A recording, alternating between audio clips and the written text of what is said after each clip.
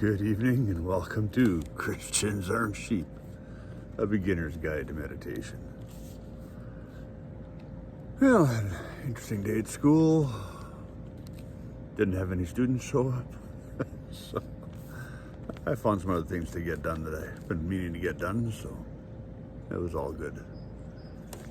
Just decided to take this outside tonight and just show you the beauty of northern Saskatchewan. I know the last time we talked, did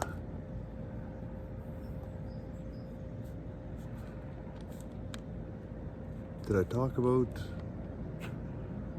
all the crap that's going on in the world? Yeah, I did. Now, a little clarification on that. If you're getting your news feed from the mainstream media, CNN, Fox, CTV, CBC, and you're okay with that, you got nothing to worry about, no issues. Your assimilation into the New World Order will go very smooth. You won't even notice it, so you're good. But for those of us who are concerned about not living in a digital world where everything we do is monitored and controlled, life's going to get a little bumpy. A very good reason to spend some time in devotion and meditation. So let's do a little devotional. It's entitled, "But I'm Telling You." I know what they're saying, but I'm telling you. As a boy, I heard my mother give that speech 1,000 times. The context was always peer pressure. She was trying to teach me not to follow the herd. I'm not a boy any longer, but herd mentality still is alive and kicking. A current example in this phrase: only surround yourself with positive people. Now, while that phrase may be commonly heard, the question we must ask is that Christ-like?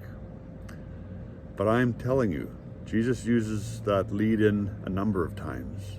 In Matthew 5, he knows full well what the world is constantly telling us, but his desire is that we live differently.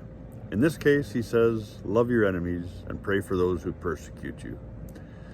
Later in the New Testament, the Apostle Paul uses that very word to describe, guess who? That's right, us, while we were yet enemies, God's enemies. Far from some, do as I say, not as I do. Jesus backed up his words with actions. He loved us and gave us his life. What if Christ had only made room in his life for positive people? Where would that leave us? Thanks be to God that his love is no respecter of persons, for God so loved the world, and in his strength we are called to be likewise. Now, a good chunk of that little devotion is really good. I have a little trouble with the